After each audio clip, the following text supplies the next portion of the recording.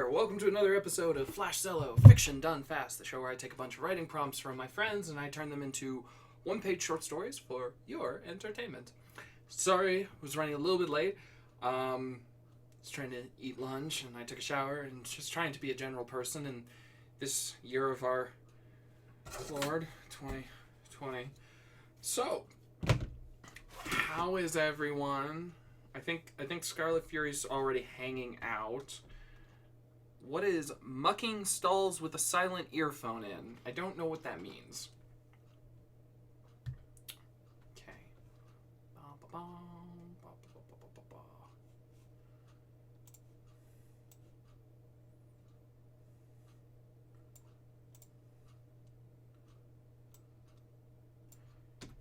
Oop. Done fucked up that. What is it? One of these days we're going to be just totally set when we start. But not today. So today is the 43rd stream. Go us. It is the 14th. Alrighty then. Well, let's just dive right into it.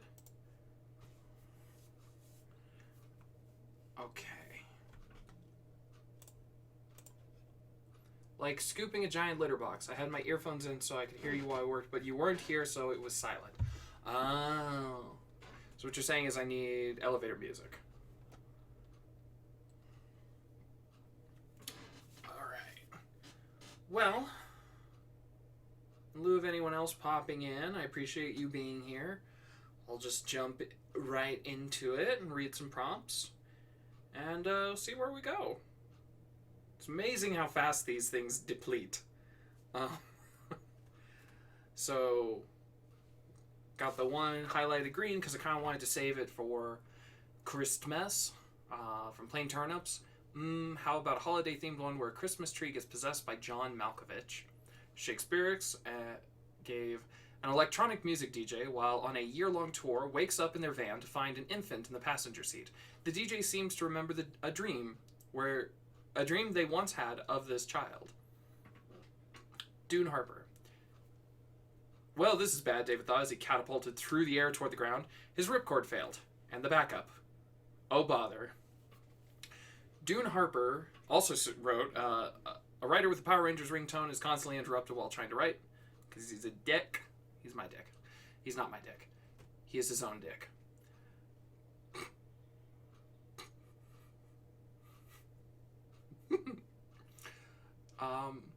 New York, Bizarro Reptar gave us New York City, planet Earth, year 2229. Humans and AI, functioning androids, known as synthetic live. No, he's my dick. Well, I certainly can't argue. Hey, wait, no. We've been having this fight for 11 goddamn years now, and I will not acquiesce. I will not surrender. I will not revoke my claim upon that dick.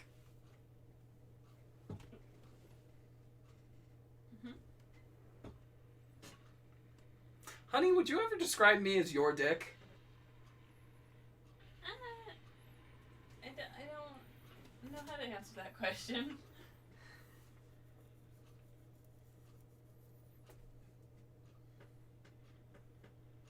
Yeah, I don't think I would either.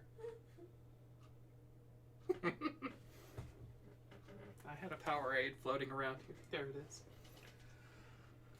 You just said he's not yours. I said he was his own dick.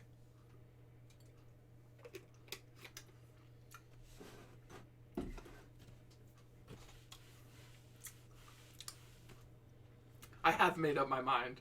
If you love something, you let it go. But, like, obviously, like, I love him more, and obviously he loves me more, and, like, that's a whole thing, you know.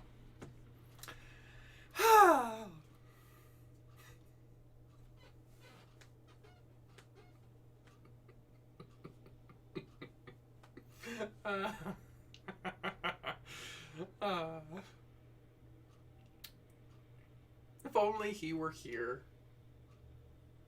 Okay. Bizarro Reptar also gave us a synthetic child And Viromat89 gave us a boy goes from door to door trick-or-treating on Christmas Day. I miss you too.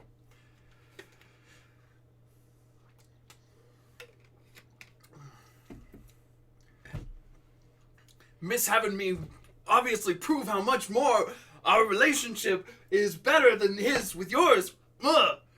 There you go. What?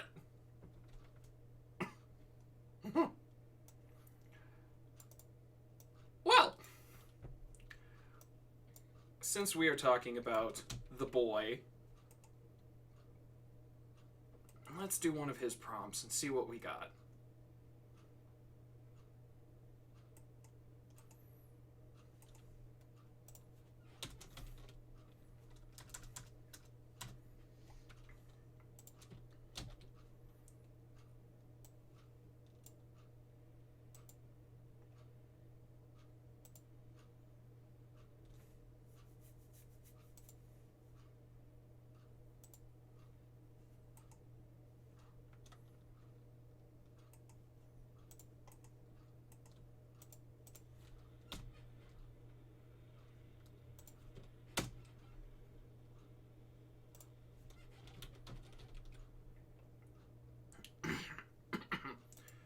Me. So, I'm gonna try to do the well, this is bad, David thought. So.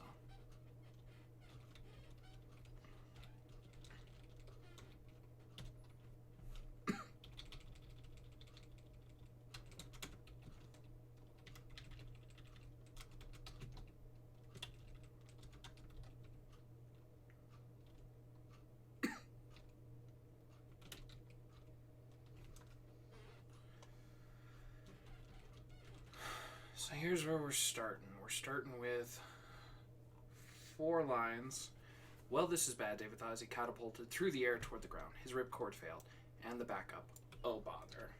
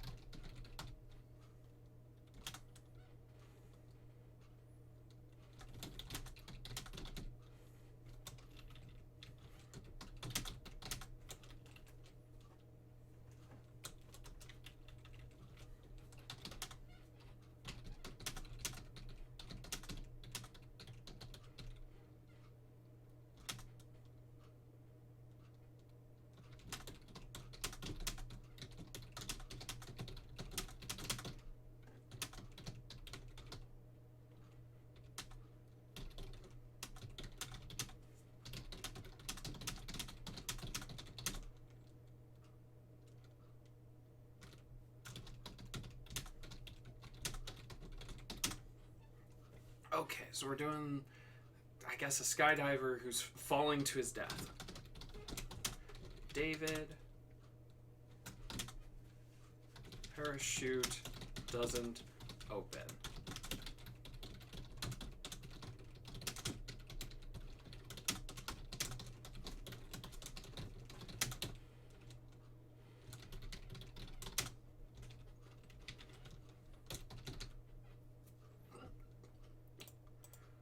Herberder. So David's parachute doesn't open.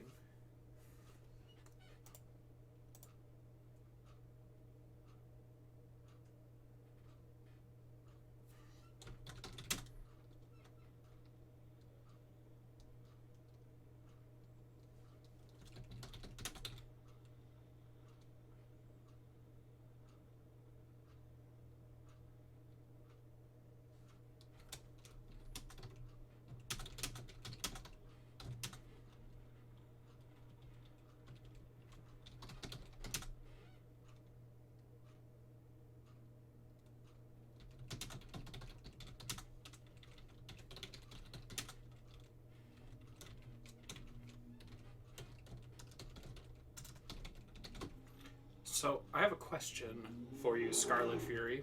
Oh.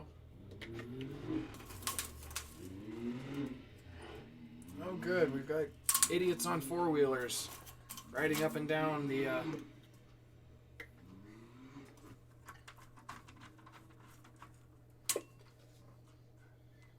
Anyways... Scar Fury, I had a question. Did you ever watch a D&D stream called Escape from the Blood Keep?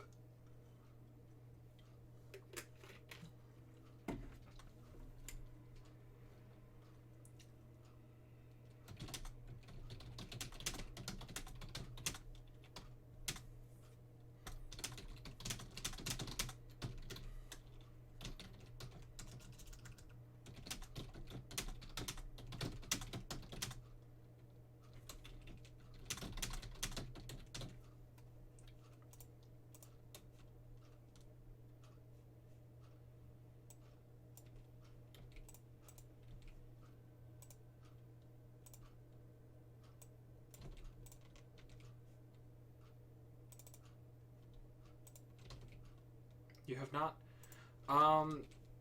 One, it's absolutely delightful. You get to watch Matt Mercer from Critical Role actually play, which is just kind of a rare treat, but the character he plays is Death Knight, who's just super, super duper depressed all the time. And there is a scene where they were in a flying ship, and then the flying ship got caught by another flying ship, and then it got ripped in half, and then Matt Mercer's character, Leland, basically king of the Pact Wraiths, which were the Ring Wraiths, is falling to his death. And he's just like, why fucking not? And just like lets it happen. I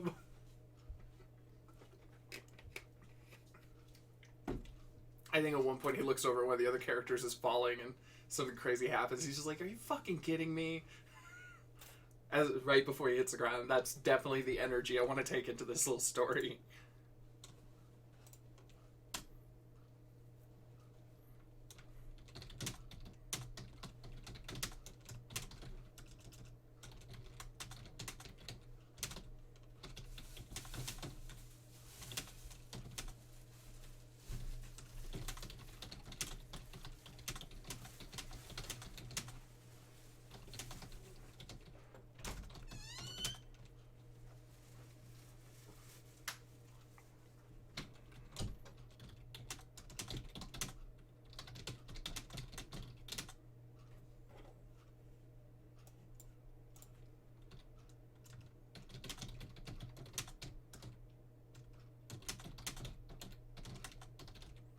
What altitude do you skydive from?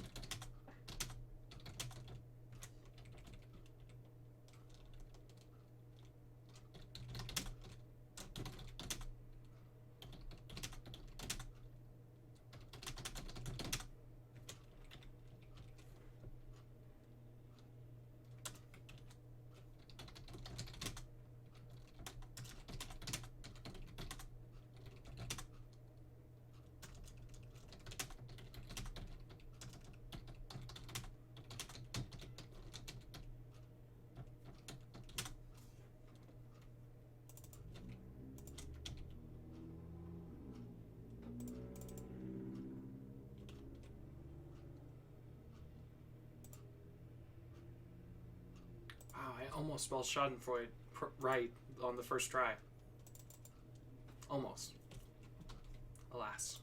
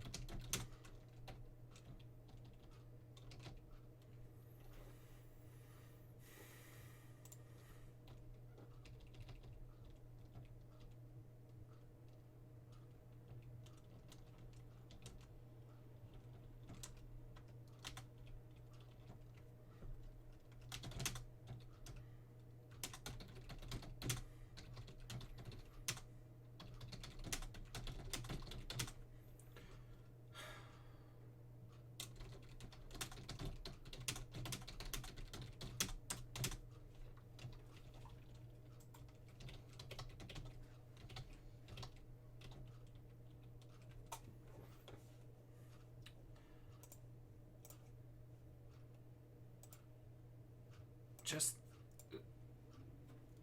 this prompt reminds me of Hitchhiker's Guide. Just think of Avenue Q. I missed out on the chat. I don't. What about Avenue Q? I barely remember it.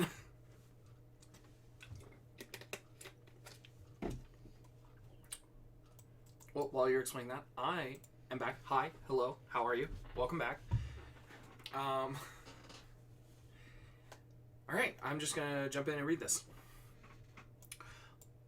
Well, this is bad, David thought as he catapulted through the air toward the ground. His ripcord failed, and the backup. Oh, bother. You know, for a cynic with depression, this all seemed too perfect. Of course, the second he stepped out of the airplane, there was no other way for his life to end. Whoosh, splat, curtain. Let's go skydiving, Jean had said. Oop, forgot the quotes. Let's go skydiving, Jean had said. It'll be fun, she acclaimed. It'll get your mind off the breakup. You know, impacting the ground at terminal velocity from 10,000 feet was probably going to take his mind off Kelly dumping his ass. Bet she'd feel real bad when she found out he died trying to get over her. Showed her, he thought, with some grim satisfaction. Half a second before he noticed Jean falling not too far away, gesturing to pull the cord. He held it out in front of him and shrugged. Bummer. Jean's impending guilt over his death was really ruining his schadenfreude. A second later, amidst the roar of wind and a particularly spectacular view, Jean slammed into him like a bullet, knocking the wind from his lungs. Gotcha, she yelled. Except she didn't. Even if she tried to wrap herself around him, David just kind of limply flopped loose. His fault, he supposed. That's what Kelly always told him. Your misery is of your own making, she'd always say. The ground was rushing toward them with alarming velocity, and of course David was still thinking about his ex-girlfriend. His last thought was going to be about how right his ex-girlfriend was. What a depressing thought. As he closed his eyes to accept his inevitable fate, Jean crashed into him like a meteor, wrapped her legs around him, and gripped him like a constrictor with a vendetta. She pulled the ripcord, and a beautiful parachute opened above them. David sighed. He was saved.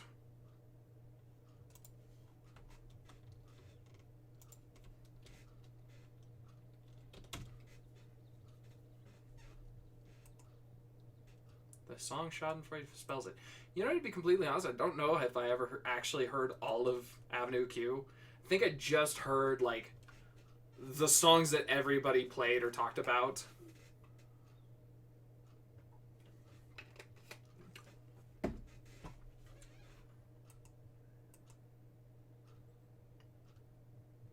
Also, I'm just going to throw this out there that I didn't set out to write a one-page story about my 19-year-old self going through a breakup with that one girl from high school that we went to prom dinner with. Just throwing that out there. But this definitely took on some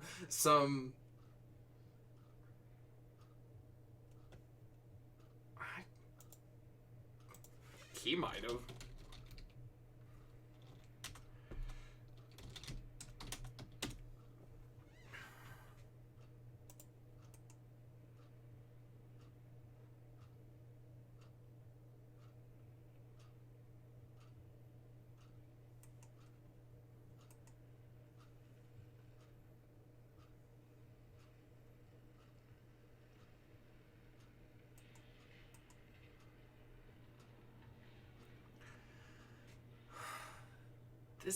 I'm looking at the lyrics and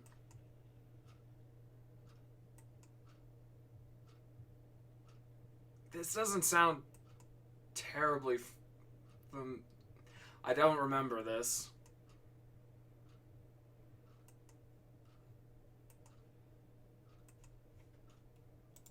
The one I remember, well, I don't know. The only song I knew was The Internet is for Porn. I heard a lot of For Now. The only one I really knew was the... Well, there was... John always sang the... What do you get with a BA in English? And then I vaguely remember just the two roommates fighting song.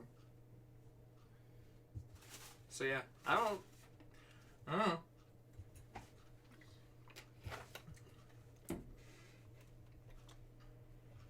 Yeah, that. Those are the only like ones I knew, and I think the only reason I knew for now is because Lindsay Ellis talked about it. She did like a video about protest songs in the Bush era, and Avenue Q got brought up. Anyways.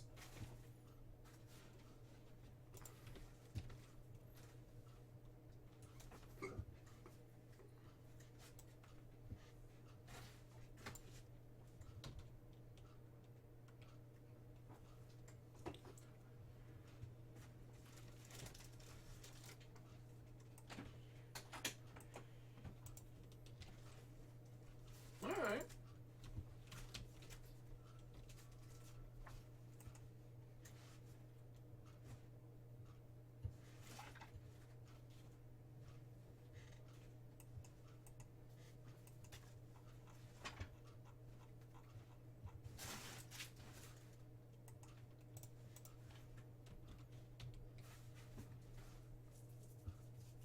Oh, hello. Hello, Travis. Welcome.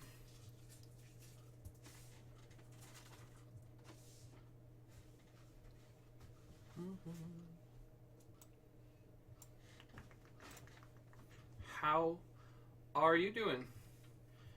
How's Trix? Trix?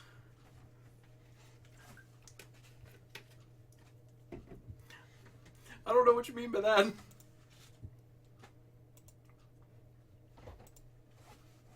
You're a ducky. Good. Yeah, that's a good way to be.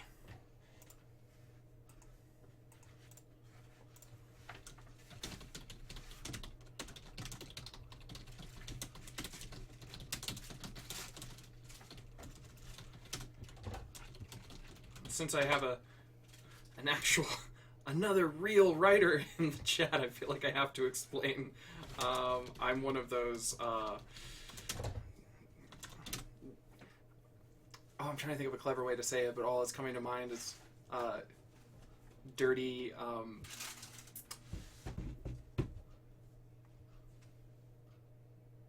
Oh, okay. Prostitutes. I've heard turning tricks. I've just never thought of it in these terms before. Honestly, my brain went to... I studied acting in college, and one of my professors, she would like to call out students falling back on their bag of tricks. You know, oh, you're using your bag of tricks again, instead of, doing the work. No, I was gonna say, I'm just one of those dirty outliners. So if you're looking at this going, what the hell is on his screen right now? It's me being an outliner. A pretty neurotic one.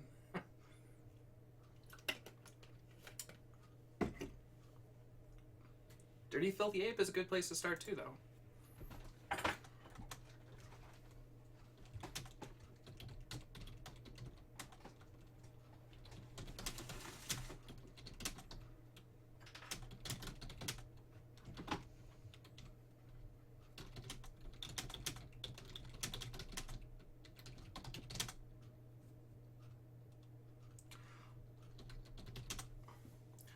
I dig. It's always been something that I feel, I guess, just a little self-conscious about, because all my friends are very, actually, I think every single friend who's given me a writing prompt for this process, they look at my structure and they go, they think I'm a little nuts. To be fair, I think I'm a little nuts, so... Oh yeah. I recognize the Dirty Filthy Ape. I know Charleston Heston. I'm young. I'm not completely detached from things that came out before me. I grew up.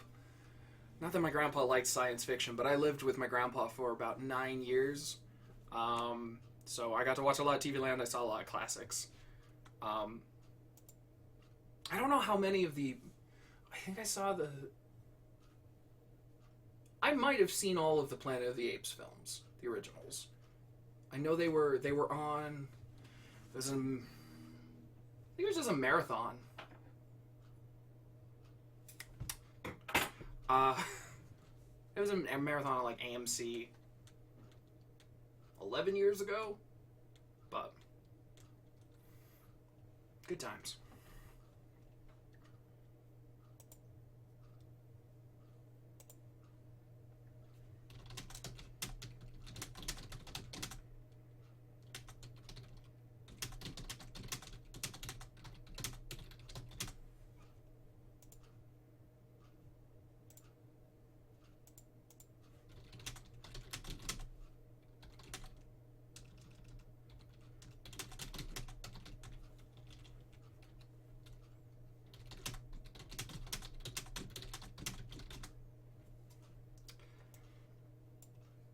Okay. So let's look at this prompt one last time. From our friend Shakespeare's said, an electronic music DJ, while on a year-long tour, wakes up in their van to find an infant in the passenger seat. The DJ seemed to remember a dream they once had of this child.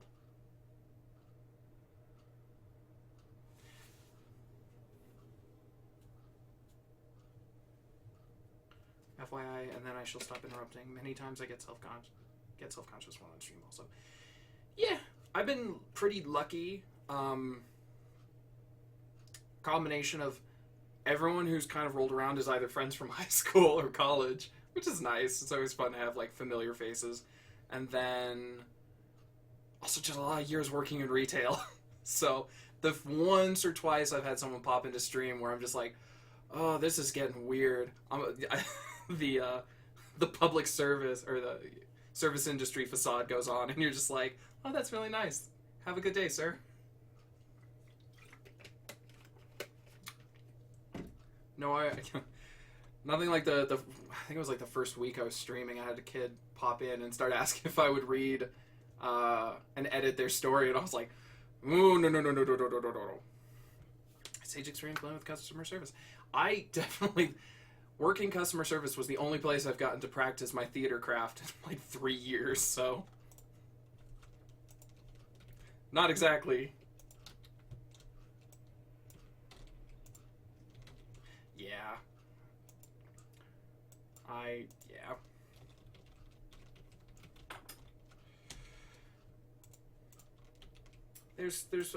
I figure there's always plenty of other places, you know. Communities exist exclusively for, you know, the purpose of editing, or freelance editors exist. You can literally just pay a person to do the thing. Or, you know, you just ply your friends with lots of pizza.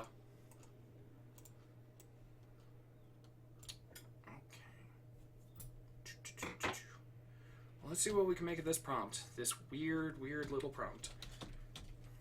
This is what I get for asking for a weird little prompt, though.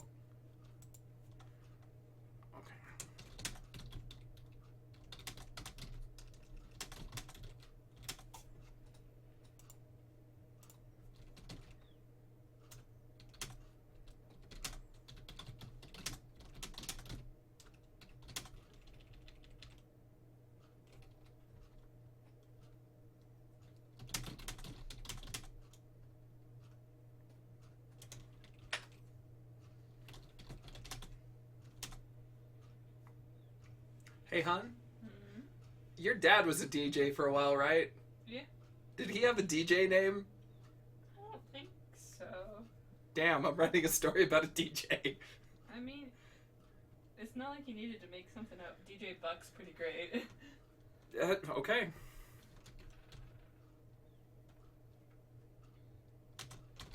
DJ Buck.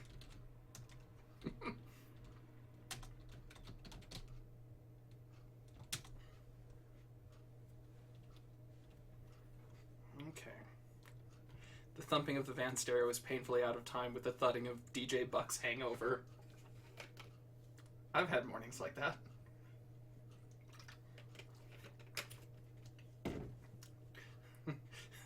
Nothing like those days where you go to a party in one town and you wake up in a random house in a different town.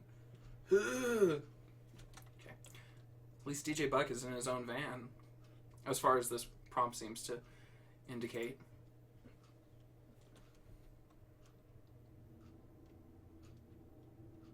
I should actually have just written that down.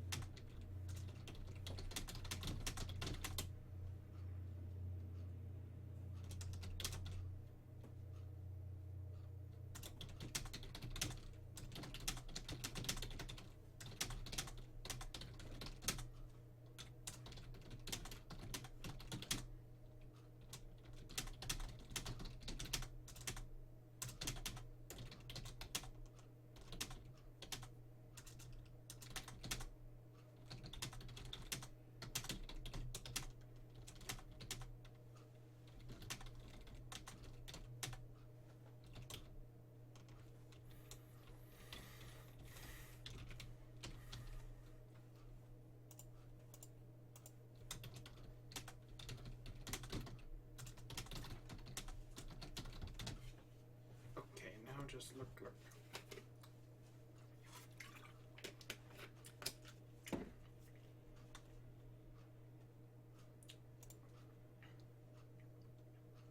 Also, fair time to throw out.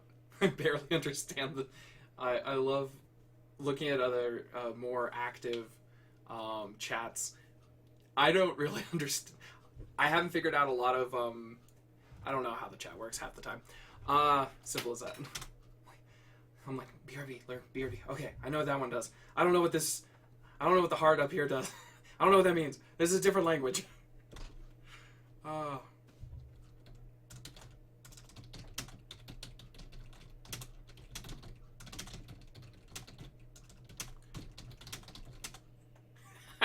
Good. I think I get that one.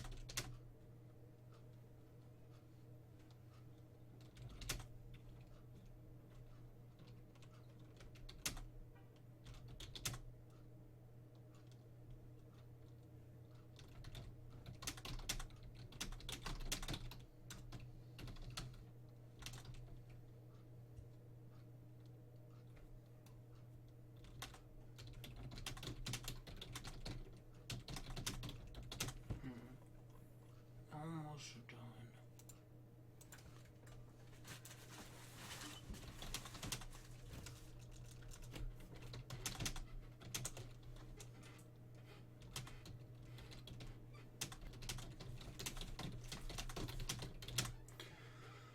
Okay.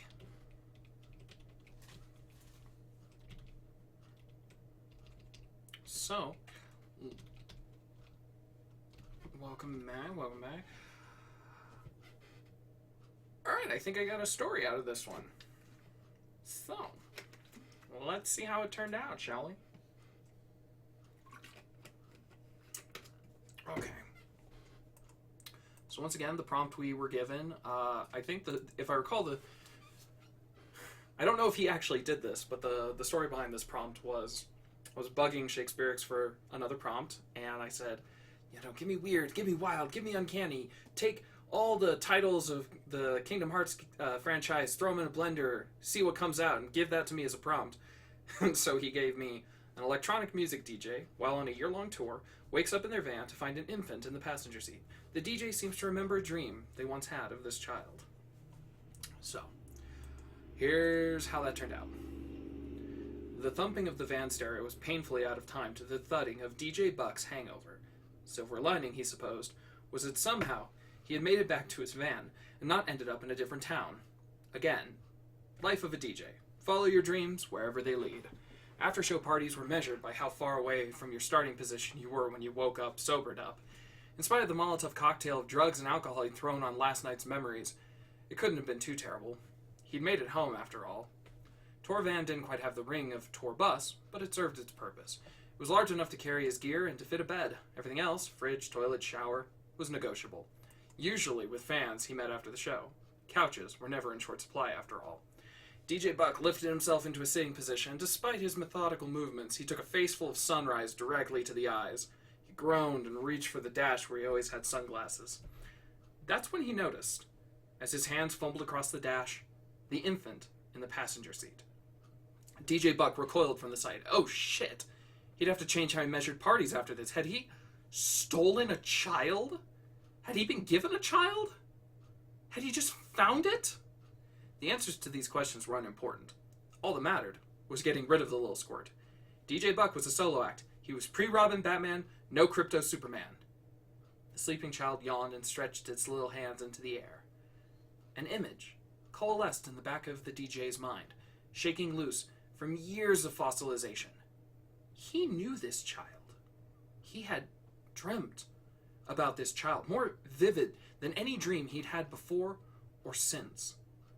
His hands hovered in front of him, frozen with indecision.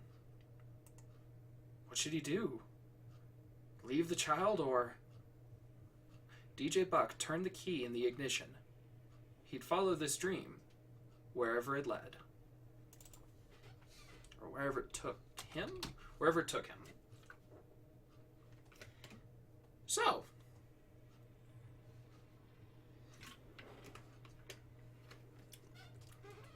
I hear giggles from the other side of the room, and I'm assuming it has nothing to do with me. It's a mix. It's a mix? Good. Good, good, good. Alright, well, actually, turned out alright. Got to draw on some memories from my early, younger Vegas days.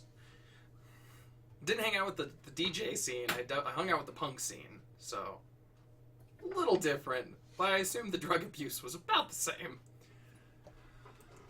Oh, man. Alright, well, we got 2 stories done today. Not too shabby. And it's telling me I've just got the one viewer, and I don't know if that's Scarlet Fury or Travis Tavern Talk, still floating around. Whoever it is, I appreciate you being here. I am going to wrap things up, though. So, I thank you for being here. Thank you for sticking it out for these stories. I'm pretty happy with how they turned out. Yeah. Guess we'll just wrap things up then, so. Fun stories. Thank you, Scarlet Fury. Thank you for being here. I do appreciate that. Well then, I will sign off. That's all I have to say. That's all I have to write. No heroes in 2020. And, I'll catch you guys in the next one, which will be on... Oh, it's already Monday. So I will be back on Friday. Probably. Hopefully. Unless they get me. Alright. Thank you so much, and I hope you had fun shoveling that giant litter box that you were telling me about. So, bye guys.